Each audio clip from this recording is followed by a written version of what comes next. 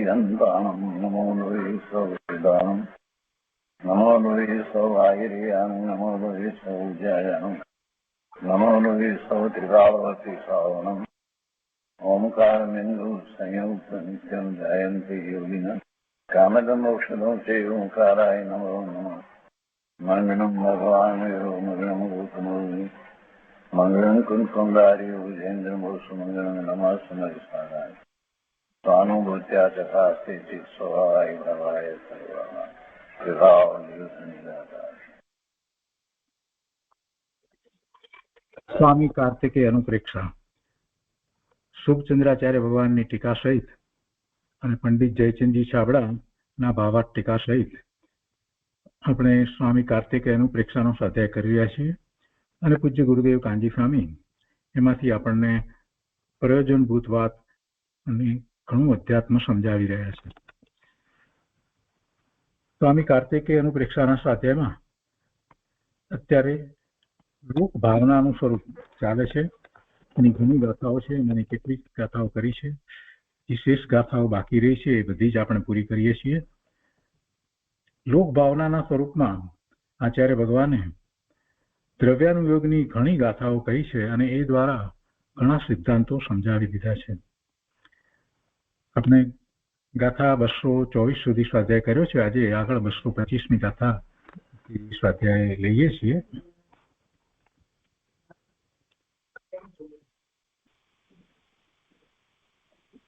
બસો 24મી ગાથામાં એ વાત આવી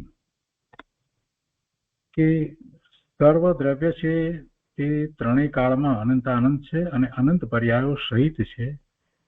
તેથી શ્રી જીનેન્દ્ર દેવે સર્વ વસ્તુઓને અનેકાંત અર્થાંત અનંત ધર્મ સ્વરૂપ કહી છે. આ અનેકાંત અને અનંત ધર્મ સહિત વસ્તુને જે કહેવામાં આવી છે એ વાત 224મી ગાથામાં આવી. વસ્તુનું સ્વરૂપ અનેકાંત છે અને અનંત ધર્મ સ્વરૂપ, એ બે વાત ત્યાં આપણે સારી રીતે સમજ્યા. વસ્તુનું સ્વરૂપ જો અનેકાંત હોત નહીં તો તીર્થંકર ભગવાનની વાણીમાં એમ આવત નહીં. અને વસ્તુનું સ્વરૂપ અનેકાંત છે, એકાંત વસ્તુ નથી. અને સાથે ને સાથે એને અનંત ધર્મ સ્વરૂપ કહી એમાં ધર્મ સમજાવવામાં આવ્યા અને એ જ વસ્તુનું એવું સ્વરૂપ છે. તો એની જ વધારે આગળ વાત અહીંયા 225મી ગાથાની અંદર કરે છે અને હવે કહે છે કે અનેકાંતાત્મક વસ્તુ જ અર્થ ક્રિયાકારી છે. અનેકાંત વસ્તુનું સ્વરૂપ છે અને અનેકાંત વસ્તુનું સ્વરૂપ ન હોય તો પછી એ વસ્તુ અર્થ ક્રિયાકારી રહેતી નથી. તો 225મી ગાથા સંસ્કૃતમાં આ રીતે છે: યત વસ્તુ અનેકાંતમ તત્ એવ કાર્યમ કરોતિ નિયમેન બહુ ધર્મયુત અર્થ કાર્યકરઃ દૃશ્યતે લોકે. એના અર્થમાં કહે છે કે જે વસ્તુ અનેકાંત છે, અનેક ધર્મ સ્વરૂપ છે, તે જ નિયમથી કાર્ય કરે છે. લોકમાં પણ બહુ ધર્મયુક્ત પદાર્થ છે, તે જ કાર્ય કરવા વાળો દેખાય છે. અગાઉ એ વાત આવી કે દરેક દ્રવ્ય જે છે એ નિત્ય છે, પર્યાય પલટે છે અને એવી પર્યાય જે છે તે કેટલી છે તો અનંત પર્યાય છે. એ અનંત પર્યાય છે અને બધી પર્યાયો જે છે એક પર્યાયથી બીજી પર્યાય જુદી છે. કદાચ એવી ને એવી હોય તો પણ. એટલે વસ્તુનું સ્વરૂપ આ રીતે જ્યારે સ્વીકારીએ છીએ ત્યારે આપણને અહીંયા વધારે સ્પષ્ટ ખ્યાલ આવે છે.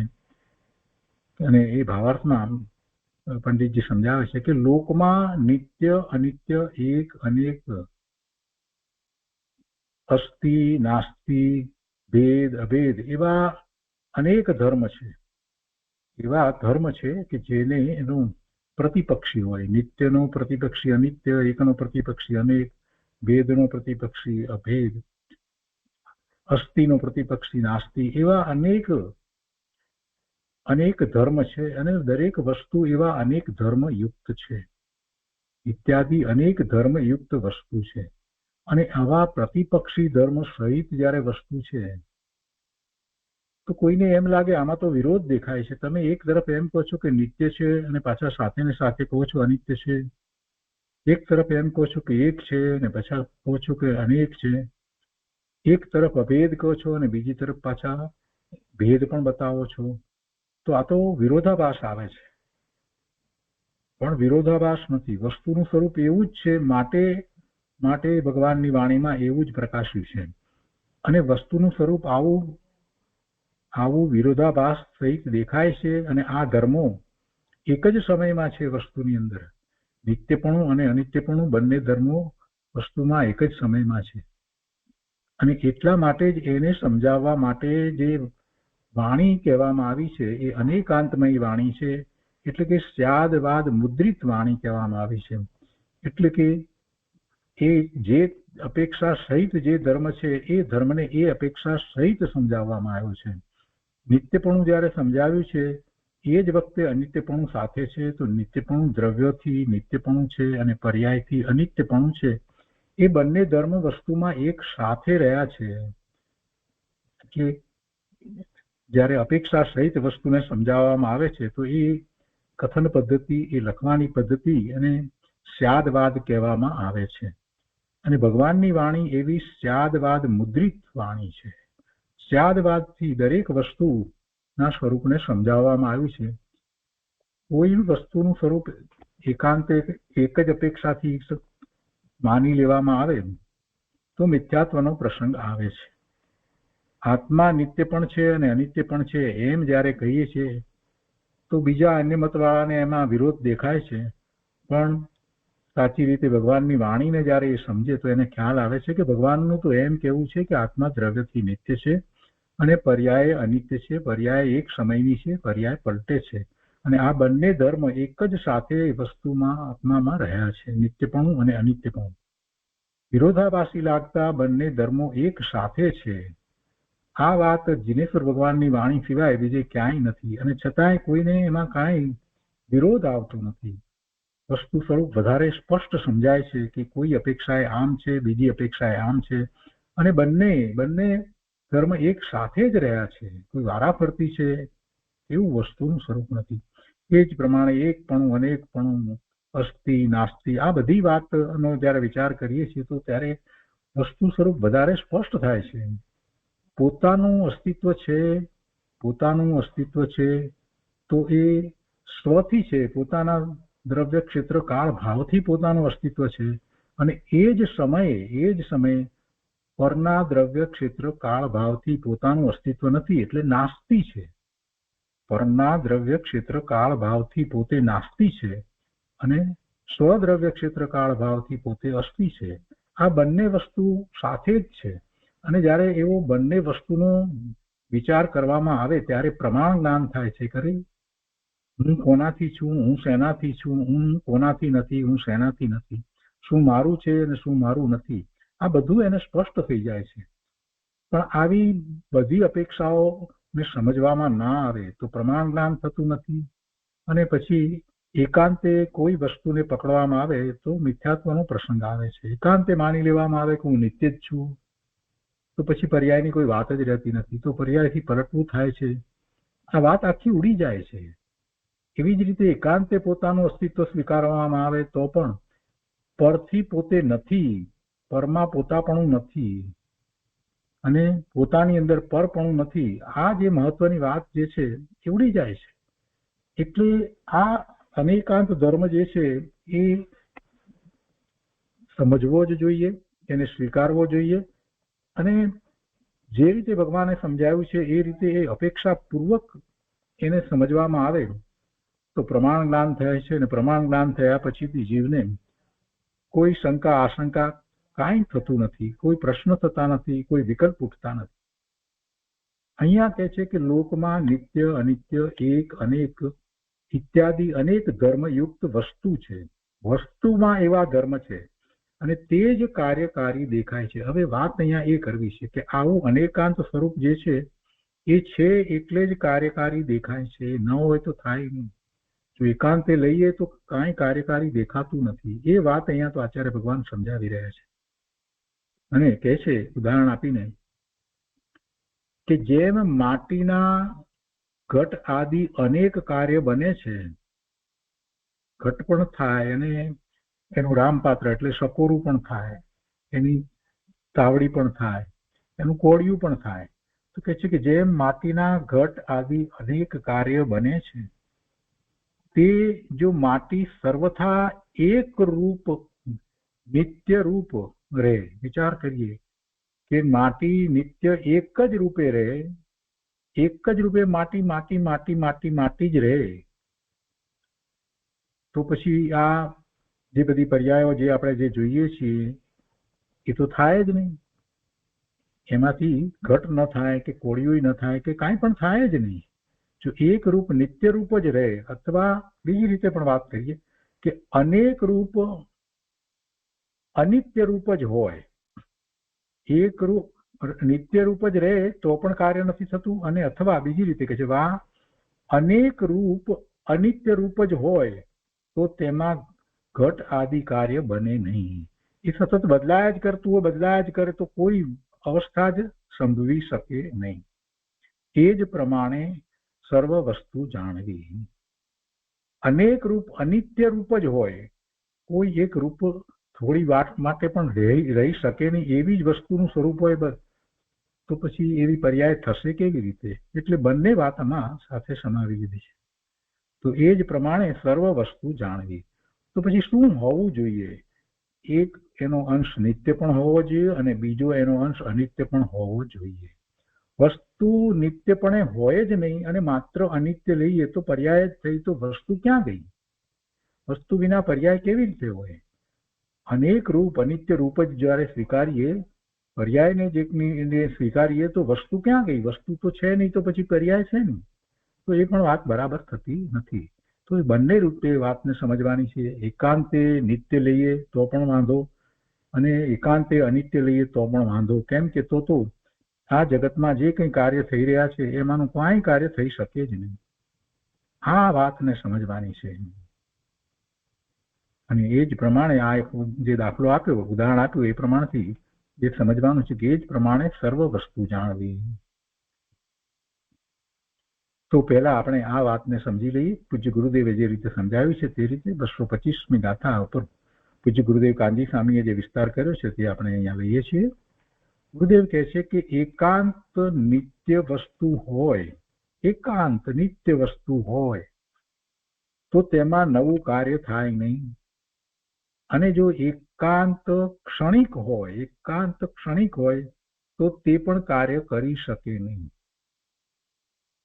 બૌદ્ધ મત જે માન્યતા કરે છે, પર્યાયને માને છે ને દ્રવ્યને નથી માનતા, જરાક વિચાર કરીએ તો આપણને એમ થાય કે દ્રવ્ય વિના પર્યાય કોની? અને એ તો એમ માને કે જે પર્યાયમાં પાપ કર્યું છે એ દ્રવ્ય જુદું છે, એને તો દ્રવ્ય જ જુદું કહી દીધું છે, એ જુદું છે, અને જે એનું ભોગવવું છે એ જુદું છે. બે એનો કોઈ મેળ જ નથી કર્યો.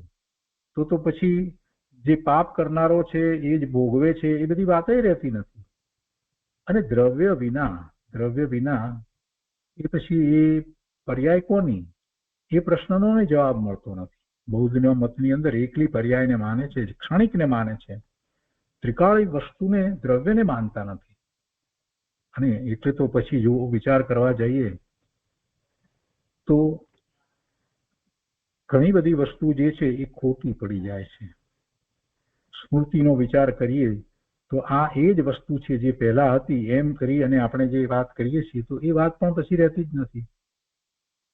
કેમ કે વસ્તુને તો માનતા નથી, ક્ષણિક જ માને છે. દરેક ક્ષણે ક્ષણે નવું નવું થઈ રહ્યું છે એને માને છે, પણ મૂળ દ્રવ્યને માનતા નથી.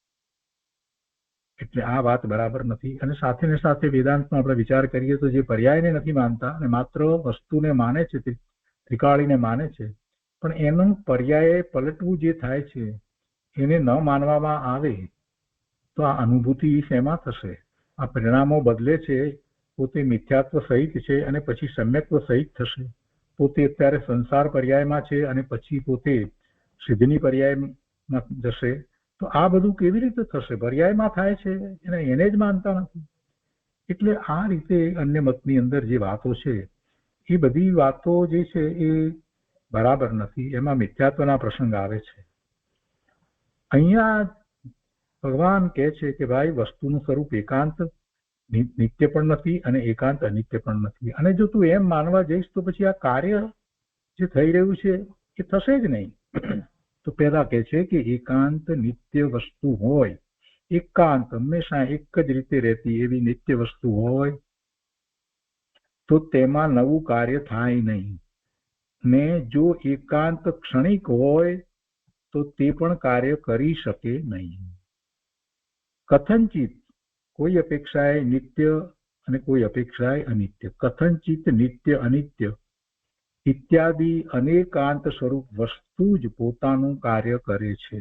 બહુ મહત્વની વાત છે અને આને જેમ છે તેમ સમજવી જોઈએ. ઘણાને એમ લાગે કે આ તો અમને આવડે છે, ભાઈ આવડતું હોત તો દ્રષ્ટિ સ્વરૂપ તરફ ગઈ હોત. જ્યારે આવું સ્વરૂપ સ્વીકારવામાં આવે, આવડવું એ વાત જુદી છે, એ માહિતી જ્ઞાન છે. એ માહિતી જ્ઞાનથી આગળ વધી અને એનો સ્વીકાર થવો જોઈએ, અંતરંગમાં એના સંબંધી ચિંતન થવું જોઈએ કે વસ્તુ સ્વરૂપ આવું છે. અને એવું જેને વસ્તુ સ્વરૂપ ખ્યાલમાં આવી જાય છે તો પોતાનું પણ એવું જ વસ્તુ સ્વરૂપ છે. પર્યાયે પોતાનું પલટવું થાય છે ત્યારે પણ પોતે ભગવાન એવો ને એવો જ રહે છે. આનો નિર્ણય થઈ જાય છે અને પર્યાયે પલટવામાં એને સાથેની સાથે એવો પણ નિર્ણય થઈ જાય છે કે આ પર્યાયે પલટવું થતા થતા થતા થતા તો સિદ્ધની પર્યાય થાય છે. અને આ બે વાતનો જ્યારે એક સાથે નિર્ણય થઈ જાય છે તો દ્રષ્ટિ સ્વરૂપ તરફ ગયા વિના રહેતી જ નથી. એટલે આવડે છે, પહેલા આવી ગઈ છે વાત, આમ છે તેમ છે કરી અને કેટલાય લોકો સ્વાધ્યાય કરે છે પણ એ શબ્દ આવડે છે એટલે એને ગંભીરતાથી લેતા જ નથી. ગુરુદેવ ત્યાં ન્યાય શું સમજાવે છે એ પકડવાનું છે. ગુરુદેવ કહે છે કે તો કાર્ય થઈ શકે નહીં. જો વસ્તુ સ્વરૂપ એવું સ્વીકારવામાં આવે નહીં તો કાર્ય થઈ શકતું જ નથી. એ સમજો તમે. કથનચિત નિત્ય અને કથનચિત અનિત્ય ઇત્યાદિ અનેકાંત સ્વરૂપ વસ્તુ જ પોતાનું કાર્ય કરે છે અને એમ જ છે, એમ જ છે. ગુરુદેવ આગળ સમજાવે છે કે પરમાણુ સદા એક સરખા રહેતા નથી. તેના દ્રવ્ય ગુણપણે ત્રિકાળ ટકી નહીં. તેનામાં ક્ષણે ક્ષણે નવી નવી અવસ્થા થાય છે. જો દ્રવ્ય ગુણપણે પાછા ત્રિકાળ રહે છે અને છતાંય પર્યાય પલટે છે, અવસ્થામાં પલટવું થાય છે અને એ પલટવું ક્ષણે ક્ષણે થાય છે. તો ક્ષણે ક્ષણે નવી નવી અવસ્થા થાય છે. વસ્તુ પોતે પોતાના અનેકાંત સ્વભાવથી જ પોતાના કાર્યને કરે છે. વસ્તુ પોતાના અનેકાંત સ્વભાવથી જ પોતાના કાર્યને કરે છે અને અનેકાંત સ્વરૂપ પદાર્થ પોતે જ પોતાનું કાર્ય કરનારો છે. બીજો તેનું કાર્ય કરે છે એમ પણ નથી. બીજો કોઈ તેનું કાર્ય કરનારો નથી. શરીર ચાલે તે કાર્ય કરનારા તેના પરમાણુઓ જ છે. જીવ એને ચલાવતો નથી. શરીર ચાલે તે કાર્ય કરનારા શરીરના પરમાણુઓ જ છે. જીવનો તો તેમાં અભાવ છે. દરેક વસ્તુમાં પોતાના અનંત ધર્મો છે અને પોતાના સ્વભાવથી જ દરેક પદાર્થ કાર્ય કરતો જગતમાં દેખાય છે. દરેક દ્રવ્યનું સ્વમાં અનંત ધર્મપણું સ્વયં સિદ્ધ છે. એટલે શું?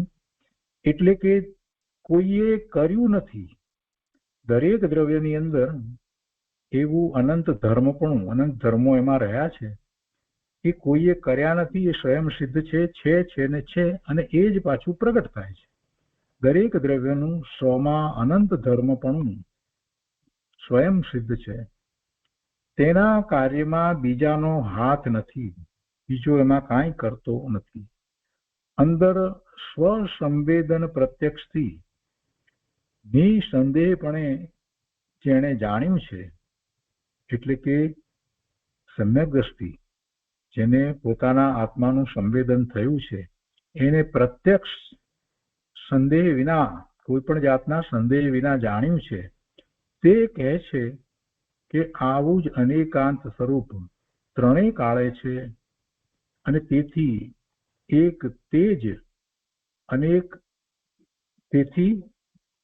એક તે જ અનેક, નિત્ય તે જ અનિત્ય પોતપોતાના કારણે છે.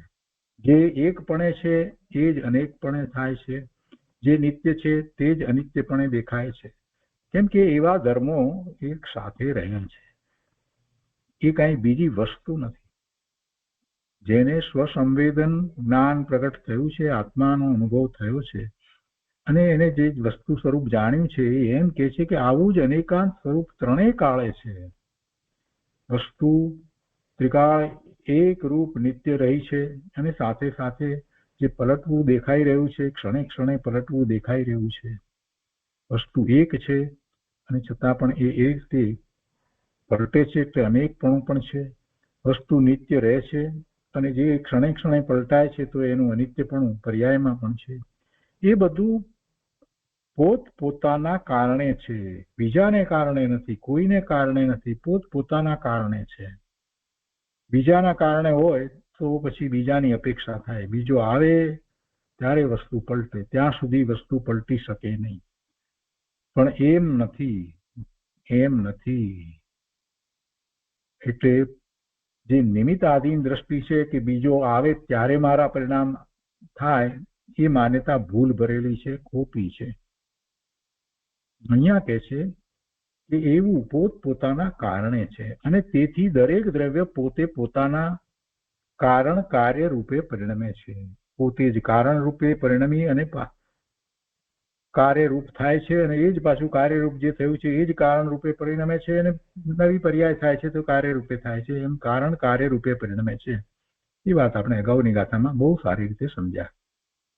હવે કહે છે કે સંયોગ બુદ્ધિથી છૂટી, સંયોગ બુદ્ધિથી છૂટી, અંશે રાગથી છૂટી, અંશે પ્રત્યક્ષ સ્વ પ્રકાશક જ્ઞાનવાન થયો, તે પરજ્ઞેય કેવા છે તે નક્કી કરી શકે. જો અહીંયા પરજ્ઞેયની વાતને અહીંયા ગુરુદેવે લીધી છે, બીજી આખી વાત લીધી છે કે પરજ્ઞેયને કોણ નક્કી કરી શકે, કેમ કે એને પર તરીકે નક્કી કરવાના છે, પોતા તરીકે નક્કી નથી કરવાના. જે પર છે તેને પર તરીકે નક્કી કરે. સંયોગે કરીને આ શરીર પ્રાપ્ત થયું છે, તો એ શરીરને મારું મારું મારું કર્યા કરે છે. એ સંયોગે કરીને પ્રાપ્ત થયેલી વસ્તુને પોતાની માને છે, તો એને તો સંયોગ બુદ્ધિ છે, એ તો ખોટી બુદ્ધિ છે. સંયોગમાં પોતાપણું કરે છે એ તો ખોટી બુદ્ધિ છે. જે સંયોગો થાય છે એ સંયોગ છે, તો એનો વિયોગ તો અવશ્ય થાય. સંયોગ વિયોગ ગર્ભિત હોય છે, એ વાત તો સમજી જ લેવી. કોઈ સંયોગ કાયમ રહેતો નથી, કેમ કે નવો ઉત્પન્ન થાય છે, નવા પરિણામો થયા છે, તો નવા થાય છે જે એનો તો નાશ થાય જ. એટલે સંયોગ બુદ્ધિથી છૂટીને એક વાત લીધી, એટલે સંયોગ બુદ્ધિ છોડીને, સંયોગમાં પોતાપણાની એને બુદ્ધિ પડી છે એને છોડીને. બીજી વાત, અંશે રાગથી છૂટી, પૂર્ણપણે રાગથી છૂટે ત્યારે તો પછી કેવળ જ્ઞાન થઈ જાય છે. તો અંશે રાગથી છૂટી અને અંશે પ્રત્યક્ષ સ્વપ્રકાશક જ્ઞાનવાન થયો. પ્રત્યક્ષ સ્વપ્રકાશક જ્ઞાનવાન થયો, એમાં પણ અંશે લીધું છે. પૂર્ણપણે થાય ત્યારે તો એ સ્વરૂપમાં સ્થિર થઈ જાય છે, કેવળી થાય છે. અને અંશે પ્રત્યક્ષ સ્વપ્રકાશક, સ્વને પ્રકાશવા વાળો પોતાના આત્માની અનુભૂતિ કરે છે, એ જ સ્વપ્રકાશક છે. તેમ અંશે પ્રત્યક્ષ સ્વપ્રકાશક જ્ઞાન વાળો થયો, તો તે પરજ્ઞેય કેવા છે તે નક્કી કરી શકે છે. અને એમ નક્કી કરી શકે છે એટલે પરજ્ઞેયથી પોતે ભિન્ન અલિપ્ત થઈ જાય છે. જ્ઞેય માત્ર જે છે પોતાના સિવાય, સ્વજ્ઞેય સિવાય બધા જ જ્ઞેયો જે દેખાય છે બધા પરજ્ઞેય છે. અને એમ જયારે નક્કી થાય છે તો એની દ્રષ્ટિ સ્વ તરફ જ રહે છે. પરને ગૌણ કરવાની જરૂર પડતી નથી, આપોઆપ ગૌણ થઈ જાય છે, બધું ગૌણ થઈ જાય છે, સંયોગો ગૌણ થઈ જાય છે. અહીંયા કહે છે કે બધા દ્રવ્યો નિરંતર પોતાના કારણે પરિણમન રૂપ કાર્ય કરી રહ્યા છે. વિકાળ સ્વતંત્ર છે, ત્રણેય કાળે સ્વતંત્ર છે. પોતાનું કાર્ય, પોતાનું પરિણમન પોતે જ કરી રહ્યા છે, બીજું એમાં કોઈ કાંઈ કરતું નથી. આવી સત્યાર્થ ભાવના ભવ્ય જનને આનંદ જનની છે. આવી સત્ય ભાવના, આવી સત્ય એકાગ્રતા આ જ ભવ્ય જનને આનંદ દેનારી છે, આનંદની માતા છે. એક વસ્તુમાં સામાન્ય વિશેષ, એક અનેક, નિત્ય અનિત્ય, સ્વપણે અસ્તિ, પરપણે નાસ્તિ, આદિ પરસ્પર વિરુદ્ધ બે શક્તિનું એક સાથે પ્રકાશવું તે અનેકાંત છે. આ મૂળ વ્યાખ્યા આગમ પ્રમાણેની વ્યાખ્યા આપી દીધી.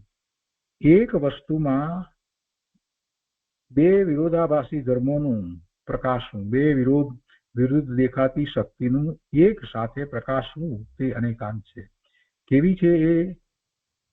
તો કે છે કે સામાન્ય વિશેષ, એક અનેક, નિત્ય અનિત્ય, સ્વપણે અસ્તિ અને પરપણે નાસ્તિ, આદિ પરસ્પર વિરુદ્ધ એવી શક્તિ, બે શક્તિનું એક સાથે પ્રકાશવું તે અનેકાંત છે. અને એ અનેકાંત વસ્તુ સ્વરૂપને દર્શાવવા માટે એની આગળ અપેક્ષા લગાડવામાં આવે છે કે આ અપેક્ષાએ એક, આ અપેક્ષાએ બીજી અપેક્ષાએ અનેક, આ અપેક્ષાએ નિત્ય અને બીજી અપેક્ષાએ અનિત્ય, એમ જ્યારે કહેવામાં આવે છે તો કોઈ અપેક્ષાએ આ કથન છે એમ જ્યારે કહેવામાં આવ્યું હોય અને બીજી અપેક્ષા ન બતાવી હોય તો સમજી લેવાનું કે બીજી અપેક્ષા તો છે જ. એટલે એને માટે એક શબ્દ પ્રયોગ કરવામાં આવે છે કથનચિત, એટલે કોઈ અપેક્ષાએ આમ છે. જ્યારે એમ કહીએ કે કથનચિત આત્મા નિત્ય છે એમ કહીએ તો જે અનિત્યપણું જે છે એ ભલે બતાવવામાં ના આવ્યું હોય તો પણ એ વાત ખ્યાલમાં આવી જાય છે. કેમ કે જ્યારે કથનચિત શબ્દ મૂક્યો તો એ નિત્યપણું જે છે કોઈ એક અપેક્ષાએ બતાવ્યું છે, એટલે બીજી અપેક્ષા શું છે એનો તરત જ વિચાર થાય છે. એના સ્થાને એમ કહેવામાં આવે કે આત્મા નિત્ય જ છે, નિત્ય જ છે, એકાંત કરવામાં આવે તો પછી બીજી અનિત્યની અપેક્ષા ઊભી રહેતી જ નથી. પણ એને બદલે એમ કહેવામાં આવે કથનચિત આત્મા નિત્ય છે. તો કથનચિત એટલે કોઈ એક અપેક્ષા એ આત્મા નિત્ય જ છે, બરાબર છે, તો સાથે બીજી અપેક્ષા પણ છે એનો ખ્યાલ આવી જાય છે. એટલે એને માટે શાસ્ત્રની અંદર એક બીજો શબ્દ પ્રયોગ કરવામાં આવે છે, તેને સ્યાત, સ્યાત આત્મા નિત્ય એમ શબ્દ પ્રયોગ કરવામાં આવે છે. તો સ્યાત આત્મા નિત્યનો અર્થ જ એ થાય છે કે કોઈ અપેક્ષાએ આત્મા નિત્ય જ છે. તો પછી આપણે એમાંથી વાત મેળવી શકીએ છીએ કે બીજી કોઈ અપેક્ષાએ આત્મા અનિત્ય પણ છે. અને પછી કઈ અપેક્ષાએ નિત્ય છે, કઈ અપેક્ષાએ અનિત્ય છે, આ બધાનો વિચાર થઈ શકે છે. તો આ આખી વાત સ્યાદવાદની અને અનેકાંત પદ્ધતિની વાત કહેવામાં આવી છે. અને એ અહીંયા ગુરુદેવે સ્પષ્ટ કર્યું છે કે પરસ્પર વિરુદ્ધ બે શક્તિનું એક સાથે પ્રકાશવું તે અનેકાંત છે. અને તેથી દરેક વસ્તુ કાર્ય કરનાર દેખાય છે. આવું વસ્તુ સ્વરૂપ જેણે જાણ્યું તેણે સ્વપર વસ્તુનું સ્વતંત્રપણું જાણ્યું છે અને તેને સાચી ભાવના હોય છે. ગુરુદેવ આગળ પણ કહે છે કે ભગવાન સર્વજ્ઞ દેવે લોકનું સ્વરૂપ કેવું જોયું છે તેનું સ્વરૂપ સમ્યક દ્રષ્ટિ વિચારે છે. આ લોક કોઈએ કરેલો નથી પણ સ્વયં સિદ્ધ છે. તેમ લોકમાં બધા દ્રવ્યો સ્વયં સિદ્ધ અનાદિ અનંત છે. તેમાં કોઈ કોઈનો કર્તા કે સહાયક નથી. વળી કોઈ કોઈનો કર્તાય નથી ને કોઈ કોઈનો હર્તાય નથી. વસ્તુ જે છે તો ત્રિકાળ રહે છે, કોઈ વસ્તુનો નાશ થતો નથી. પર્યાય પલટવું થાય છે તો એ પર્યાય જે પલટવું થાય છે એમાંય કોઈ પલટવામાં કોઈ સહાયક નથી અને કોઈનો કર્તા પણ નથી. કોઈ કોઈનો કર્તા કે સહાયક નથી. દરેક વસ્તુ પોતે પોતાના અનંત ધર્મ સ્વરૂપ છે. એવી અનેકાંત વસ્તુ જ અર્થ ક્રિયાકારી છે. સર્વથા નિત્ય કે સર્વથા અનિત્ય એવી એકાંત વસ્તુમાં કાર્યકારીપણું નથી એમ હવે કહે છે. જો સર્વથા નિત્ય માનીએ તો પણ એમાં વાત બનશે નહીં, સર્વથા અનિત્ય માનીએ તો પણ એમાં વાત બનતી નથી. 126મી ગાથામાં એને વધારે આગળ સમજાવે છે.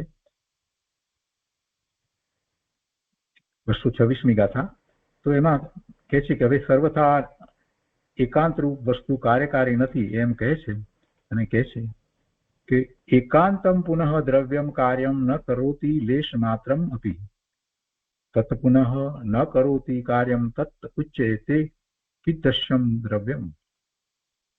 અર્થમાં કહે છે કે વળી એકાંત સ્વરૂપ દ્રવ્ય છે તે લેશ માત્ર પણ કાર્ય કરતું નથી, તથા જે કાર્ય જ ન કરે તે દ્રવ્ય જ કેવું, તે તો શૂન્ય રૂપ જેવું છે.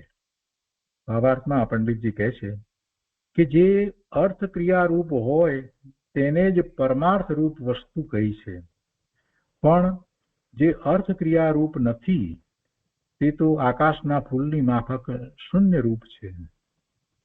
અને એને અહીંયા ગુરુદેવે સારી રીતે સમજાવી છે. 226મી ગાથાનો વિસ્તાર કરતા ગુરુદેવ કહે છે કે પોતાપણે છે અને પરપણે નથી. બે વાત આવી સાથે અનેકાંત થયું ને, પોતાપણે અસ્તિ અને પરપણે નાસ્તિ. અનેકાંત થયું તો કહે છે કે પોતાપણે છે અને પરપણે નથી. એવું અસ્તિ નાસ્તિપણું જો વસ્તુમાં ન હોય તો તે વસ્તુ જ ટકી શકે નહીં. આત્મા આત્માપણે છે અને શરીરપણે નથી, આવો તેનો અનેકાંત સ્વભાવ છે. કેટલાકને તો આ વાતનો ખ્યાલ પણ નથી. રોજ પૂજા કરતા હોય ને કેટલી બાયમાં કેટલું તપ કરતા હોય ને બધું કરતા હોય તો એમ ખબર નથી કે આત્મા જે છે એને અનેકાંતપણું કઈ રીતે છે, એમાં અસ્તિ નાસ્તિપણું કઈ રીતે છે. આત્મા છે બસ એટલું જ, પણ ભાઈ આત્મા છે પણ એ શરીરપણે નથી, એ વાતને પકડવા માટે થઈ અને અસ્તિ ને નાસ્તિનો તું વિચાર કરીશ તો તને ખ્યાલ આવશે કે આત્મા એ શરીરપણે નથી. આત્મા કર્મને શરીરપણે પણ નથી, કર્મ છે એ પણ આત્મા તો નથી, તેજ શરીરપણે પણ આત્મા નથી. અને આત્મા આ બદલાતી પર્યાયપણે આત્માથી આ બદલાતી પર્યાયપણે છે તો કે ના એ ક્ષણિક છે, એ અનિત્યપણું છે આત્માનું, એ પણ એને ખ્યાલ આવે. એટલે વસ્તુનો વિચાર કરે તો ખબર પડે ને કે આત્માપણે છે, અને એમાં અનેકાંત જયારે લગાડવામાં આવે ત્યારે ખબર પડે છે એને કે આત્મા પોતે કેવો છે, કેવી રીતે છે. આત્માપણે છે અને આત્મા શરીરપણે નથી. આવો તેનો અનેકાંત સ્વભાવ છે. અને એમાં પણ પછી પાછો જે પલટે છે એ ક્ષણિક છે, અને જે સદાય ટકીને રહેવું છે એ નિત્ય છે. એ વસ્તુનો પણ પાછો વિચાર થઈ શકે છે. જે રીતે અસ્તિત્વનો વિચાર કર્યો કે પોતે આત્માપણે છે, ચેતનપણે છે અને આ શરીરપણે નથી, તો એવી જ રીતે નિત્ય અને અનિત્યનો પણ એ જ રીતે વિચાર થઈ શકે છે કે હું વસ્તુ તો સદાય ત્રિકાળ નિત્ય છું ને છું જ, અને આ બધું બદલાવું થઈ રહ્યું છે એ બધી પર્યાય છે, તેનો પણ વિચાર થઈ શકે. પણ આવો જેને ખ્યાલ જ નથી અને એમ બોલે છે કે અનેકાંતવાદ નથી, સ્યાદવાદ છે. અનેકાંત તો વસ્તુનું સ્વરૂપ છે, એને અનેકાંતવાદ નથી કહેતા. એને પ્રકાશવા માટે, એને જણાવવા માટે જે પદ્ધતિ છે એને સ્યાદવાદ કહેવામાં આવે છે. કેટલાય લોકો સમજ્યા વગર આમને આમ ચલાવે જાય છે. એટલે આ વાત યાદ આવે છે. કેટલાય લોકો બોલે છે સંપ્રદાયની અંદર પણ કાંઈ સમજ્યા નથી અને ખોટી રીતે, ઊંધી રીતે અનેકાંતપણું બતાવે છે. અને ગુરુદેવ એ વાતને ઘણી વાર સમજાવે છે. અહીંયા કહે છે કે પોતાપણે છે અને પરપણે નથી. એવું અસ્તિ નાસ્તિપણું જો વસ્તુમાં ન હોય, મૂળ વાત ઉપર આવીએ, એવું અસ્તિ નાસ્તિપણું જો વસ્તુમાં ન હોય તો તે વસ્તુ જ ટકી શકે નહીં. આત્માપણે છે અને શરીરપણે નથી, આવો તેનો અનેકાંત સ્વભાવ છે. આત્મા નિત્ય જ છે એમ એકાંત કહો તો તેમાં પલટન વગર, એટલે પલટવું થયા વગર કાર્યની ઉત્પત્તિ થાય નહીં. તેમજ એકાંત અનિત્ય જ હોય તો પણ કાર્ય બની શકે નહીં. એકાંત અનિત્ય જ હોય તો પણ કાર્ય બની શકે નહીં. પરિણામ વગર વસ્તુ ન હોય. દરેક વસ્તુ છે એને પરિણામ તો હોય, અને પરિણામ સંબંધીની વાત આપણે ઘણી કરી દીધી છે. એમાં કારણપણે પણ એ પરિણામ થાય છે ત્યારે પોતે જ છે, કાર્યપણે પણ પોતે જ છે. આ બધી વાત આપણે બહુ સારી રીતે સમજ્યા છીએ. પરિણામ વગરનું દ્રવ્ય ન હોય, દ્રવ્યનું પરિણમવું થાય જ છે. કેમ કે દ્રવ્યમાં દ્રવ્યત્વ નામનો ગુણ છે, એટલે દ્રવ્ય જ છે. તે પર્યાય એની જે થાય છે, પરિણામ થાય છે, એ એનું કાર્ય છે. એટલે પરિણામ વગર વસ્તુ ન હોય, અને વસ્તુ વિના પરિણામ શેમાં થાય? બે વાત લેવાની છે. પરિણામ વગર વસ્તુ ન હોય એટલે કોઈ પણ વસ્તુ, દ્રવ્ય જે છે એને પરિણામ તો થાય, પરિણમવું તો થાય જ. અને જ્યારે પરિણમવું થાય છે તો પરિણામનો સ્વીકાર કરીએ બૌદ્ધ પ્રમાણે, તો પછી વસ્તુ વિના એ પરિણામ શેમાં થયા? શેના પરિણામ થયા? શેમાં થયા? એટલે વસ્તુ વિના પરિણામ ન હોય, વસ્તુ વિના પરિણામ શેમાં થાય? માટે વસ્તુ દ્રવ્યપણે નિત્ય છે, એનું હોવાપણું છે, એનું અસ્તિત્વ છે, અને પર્યાયપણે અનિત્ય છે, એ ક્ષણિક છે. એવા બંને ધર્મો તેનામાં એક સાથે રહેલા છે. પદાર્થોનો આવો સ્વભાવ જાણે તો સમ્યક જ્ઞાન થાય, તે ધર્મ છે. પદાર્થોનો આવો સ્વભાવ જાણે તો સમ્યક જ્ઞાન થાય, તે ધર્મ છે. કોઈને એમ થાય કે આ તો અમે જાણીએ છીએ, તો સમ્યક જ્ઞાન કેમ થતું નથી? કોણ જાણે છે? પદાર્થોનો આવો સ્વભાવ જાણે એટલે એવો સ્વીકાર થાય કે હું નિત્ય છું, હું નિત્ય છું, અને જે બદલવું થઈ રહ્યું છે એ અનિત્ય છે, જે બદલવું થઈ રહ્યું છે તે ક્ષણિક છે. અને એવું બદલવું સમયે સમયે થાય છે, તે વખતે પણ હું એવો ને એવો જ રહું છું, હું એવો ને એવો જ રહું છું. અને આ જે બદલવું થઈ રહ્યું છે, બદલવું થઈ રહ્યું છે, તો એ ક્યાં સુધી બદલવું થશે? ક્યાં સુધી બદલવું થાય? અને બદલવું અનેક પ્રકારનું થાય છે, અનેક પ્રકારનું જે થઈ રહ્યું છે, તો શા માટે થાય છે? અને કોઈ છે જીવ કે જેને બદલવું થતું ન હોય? આ વાતનો જે વિચાર કરે છે એને ખ્યાલ આવે છે કે ઓહો, સિદ્ધ ભગવાનને એવી ને એવી જ પર્યાય થાય છે, બદલવું થાય છે પણ છતાંય એવું ને એવું જ છે. આ અનેક પ્રકારે બદલવું થાય છે, જેમાં દુઃખ વધારે ઓછું એવું અનુભવવામાં આવે છે, જ્યારે ક્યારેક જ કલ્પિત સુખનો અનુભવ થાય છે. આવું બધું બદલવું થયા જ કરે છે, થયા જ કરે છે. તો એક જ સરખું સુખ જ રહે એવું થઈ શકે કે નહીં? બદલવાનો સ્વભાવ છે તો પણ કે હા, સિદ્ધ ભગવાનને બદલવું થાય છે, પર્યાય થાય છે, ત્યારે પણ એમને તો એક સરખી પર્યાય સુખની થયા કરે છે. સુખ સુખ સુખ સુખ, આનંદ, શાંતિ શાંતિ શાંતિ, અને વસ્તુ તો ત્રિકાળ એની એ જ રહે છે. આ જયારે નિર્ણય થઈ જાય છે તો પછી એ એમણે કેવી રીતે પ્રગટ કર્યું, એમના પુરુષાર્થનો વિચાર થાય છે, અને એમ જીવ સ્વ તરફ વળી જાય છે. ખરી, આ તો મારો સ્વભાવ છે, અને હું નકામાનો પરાધીનતા લઈને બેસી ગયો છું, પરિણામ મારા થઈ જ રહ્યા છે. જો સ્વરૂપનું લક્ષ કરું છું તો એવા નિર્મળ પરિણામ થાય છે. અને એમ એ પોતામાં ડૂબી જાય છે, સ્વ તરફ વળી જાય છે, એટલે સમ્યક જ્ઞાન થાય છે. ગુરુદેવ કહે છે કે આવો પદાર્થોનો જે સ્વભાવ છે એને સાચી રીતે સમ્યકપણે જ્યારે એ જાણે અને એના ઉપર ચિંતન કરે, સ્વ તરફ વળી જાય, તો એને સમ્યક જ્ઞાન થાય. અને તે ધર્મ છે. ત્યાંથી ધર્મની શરૂઆત થાય છે, મોક્ષ માર્ગની શરૂઆત થાય છે. આત્મામાં ધર્મ ક્યારે થાય? કે જો આત્મા કાયમ ટકીને તેની હાલત બદલતી હોય, આત્મા જેવો છે તેવું કાયમ ટકીને તેની હાલત દશા બદલતી હોય, જગતની કોઈ પણ ચીજ લ્યો, તેમાં ક્ષણે ક્ષણે નવું નવું કાર્ય થાય છે. જો હાલત બદલતી જ ન હોય તો પછી સંસાર પર્યાયનો અંત જ ના આવે, ને સંસારની પર્યાય પણ એક સરખી જ રહે, દુઃખ તો દુઃખ જ રહે, બીજી પર્યાય જ બદલે નહીં, ભાવના પ્રમાણે ન થાય. બદલે છે એ વાત તો નિશ્ચિત છે ને.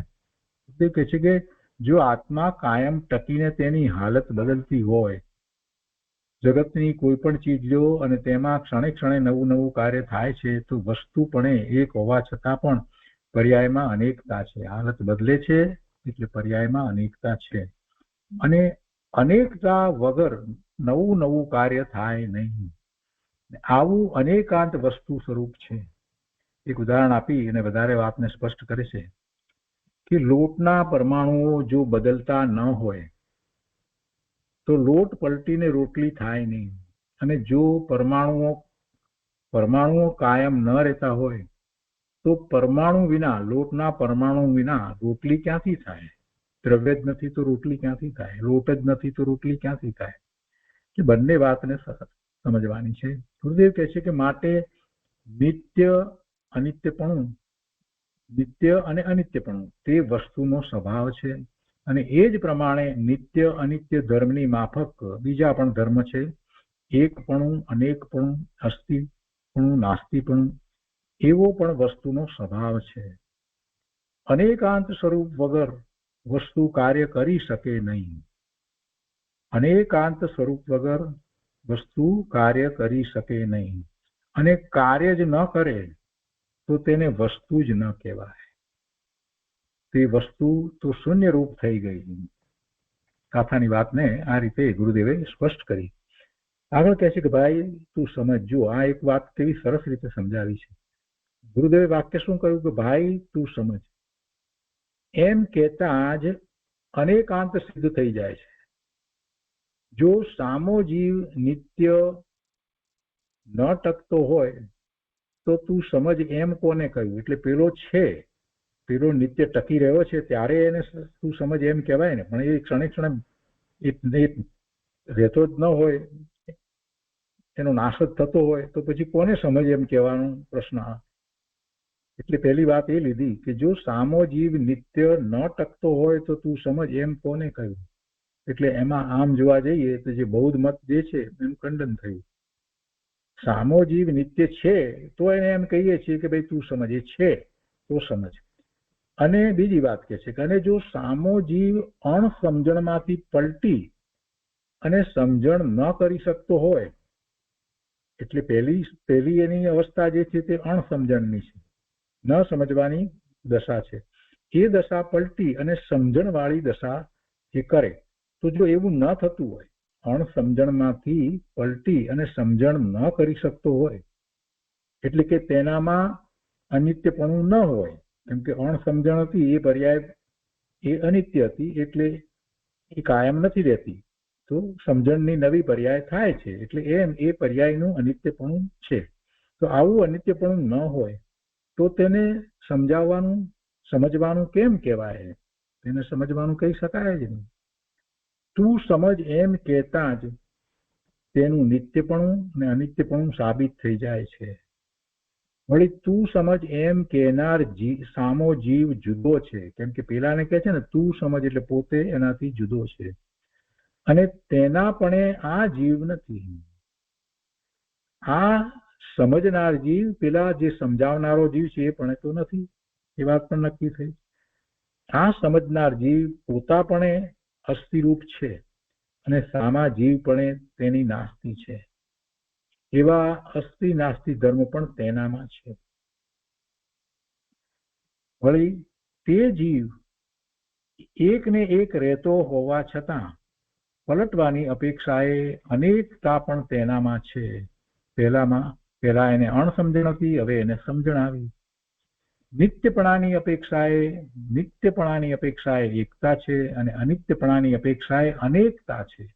જો નિત્યપણું કેવું છે? એક રૂપ છે. નિત્ય વસ્તુ એક રૂપ રહી છે, જ્યારે અનિત્યપણાની અપેક્ષાએ અનેકતા છે. જુદી જુદી જાતની પર્યાયો છે ને, જુદી જુદી છે પર્યાયો, એટલે અનેકતા છે. આમ દરેક વસ્તુનો સ્વભાવ છે. દરેક વસ્તુ પોતપોતાનું કાર્ય કરી રહી છે. અને આમ સમજતા જગતના પદાર્થોથી ભિન્નતા જાણીને પોતાનો જ આશ્રય કરવાનું રહ્યું, પછી બીજાનો આશ્રય કરવાની વાત રહેતી જ નથી. આ વાત સમજનારને પોતામાં અજ્ઞાન રહે નહીં. જો આ વાત યથાર્થપણે સમજી ચિંતન કરી અને જો જીવ આગળ વધે તો પછી એની દ્રષ્ટિ સ્વરૂપ તરફ થાય અને એને પછી અજ્ઞાન રહે નહીં. એને તો સમ્યક દર્શન થાય, સમ્યક જ્ઞાન થાય. ભાવાર્થમાં કહે છે કે જે અર્થ ક્રિયા રૂપ હોય તેને જ પરમાર્થ રૂપ વસ્તુ કહી છે, પણ જે અર્થ ક્રિયા રૂપ નથી તે તો આકાશના ફૂલની માફક શૂન્ય રૂપ છે. અને ગુરુદેવ એને સમજાવતા કહે છે કે આકાશનું ફૂલ તે વસ્તુ જ નથી. કોઈ એવા ફૂલ છે જ નહીં. આપણને ક્યાં દેખાય છે આકાશમાં ફૂલ?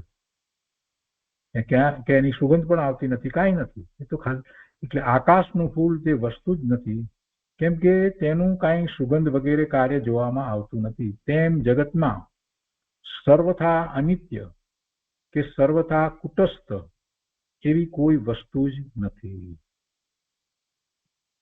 તો એ રીતે 226મી ગાથાનો વિસ્તાર પૂરો થયો. હવે એના પછી 227મી ગાથામાં થોડી વધારે વાત સ્પષ્ટ કરે છે અને એમાં કહે છે કે હવે સર્વથા નિત્ય એકાંતમાં અર્થક્રિયાકારીપણાનો અભાવ દર્શાવે છે.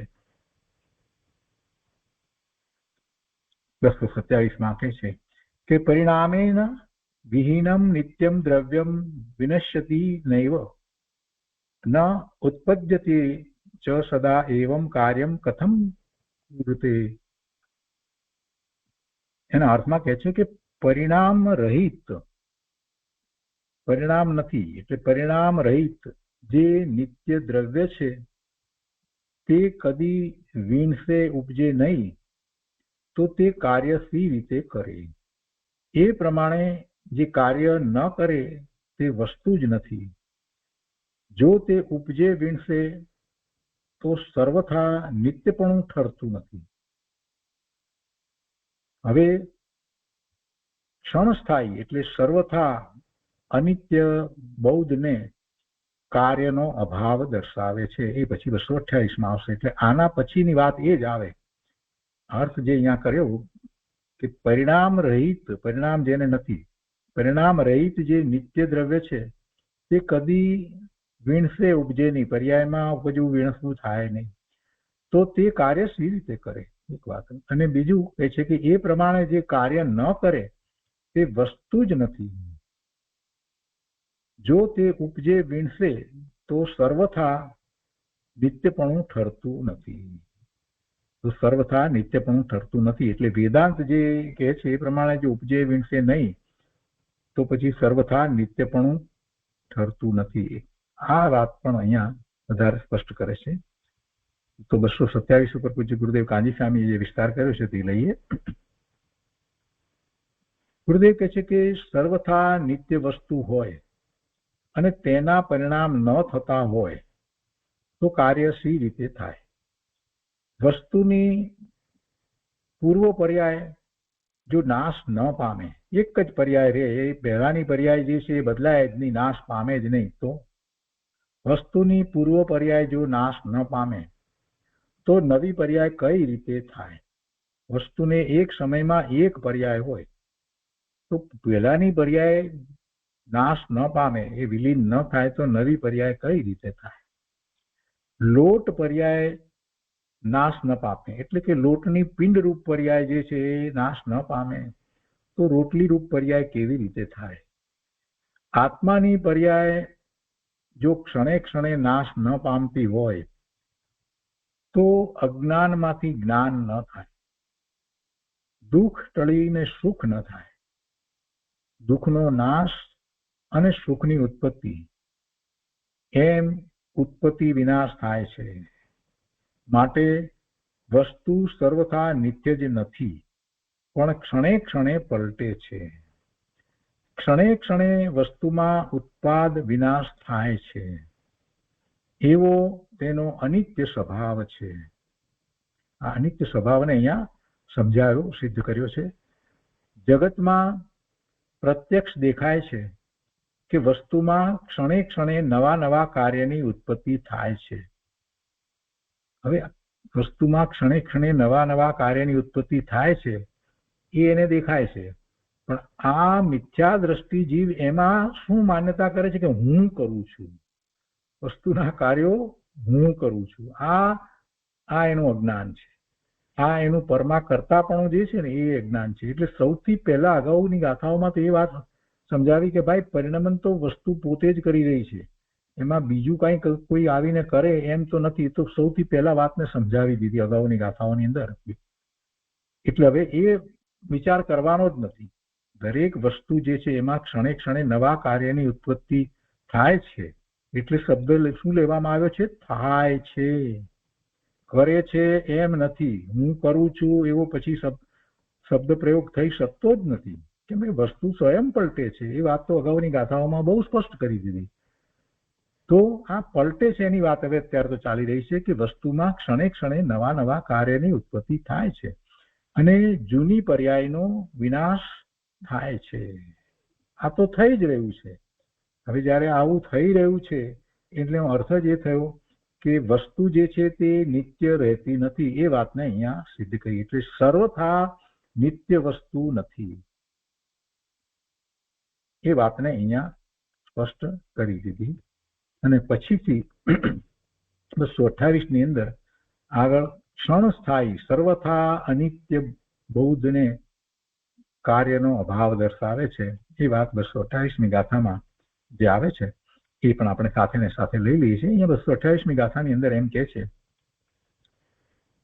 કે પર્યાય માત્રમ તત્વમ વિનસ્વરમ, દરેક પર્યાય માત્રમ તત્વમ વિનેશ્વરમ ક્ષણે ક્ષણે અપી અન્યત અન્વયી દ્રવ્ય વિહીનમ ન ચ કાર્યમ કિમ અપી સાધયતી. એના અર્થમાં કહે છે કે જો ક્ષણસ્થાયી પર્યાય માત્ર તત્વ ક્ષણ ક્ષણમાં અન્ય થાય એવું વિનેશ્વર માનીએ તો તે અન્વયી દ્રવ્યથી રહિત થતું કાંઈ પણ કાર્ય સાધતું નથી. ક્ષણસ્થાયી વિનશ્વરને વળી કાર્ય શાનું?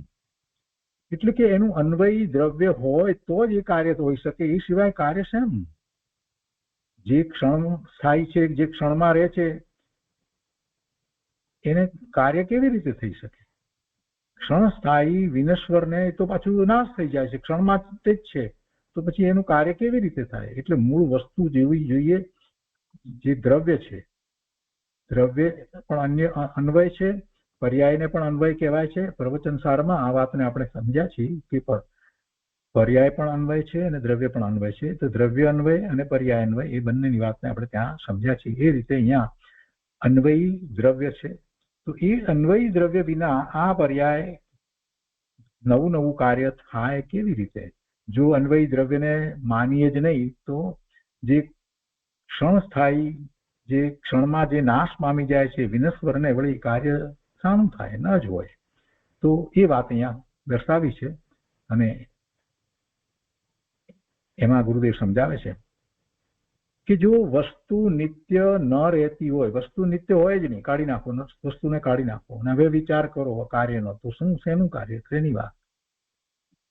જો વસ્તુ નિત્ય ન રહેતી હોય તો પહેલા પછીના પરિણામની સંધિ કોણે કરી?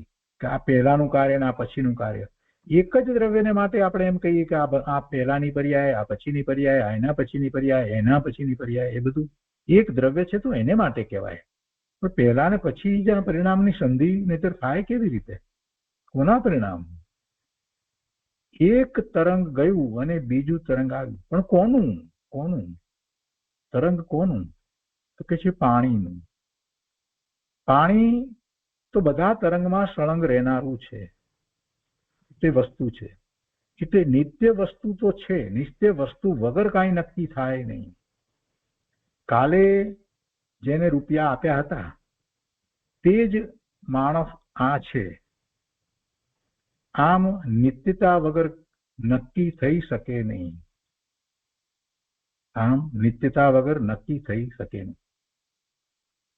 માણસની અવસ્થા પલટી ગઈ પણ માણસ તો તે જ છે, માણસ નવો નથી થયો. તેમ આત્મા વસ્તુ નિત્ય ટકીને ક્ષણે ક્ષણે પલટે છે. પ્રત્યભિજ્ઞાન જે છે એ પ્રત્યભિજ્ઞાન કેવી રીતે હોય? વસ્તુ હોય તો હોય ને, કે આ માણસ હતો, કાલે આ હતો, એ જ આ છે.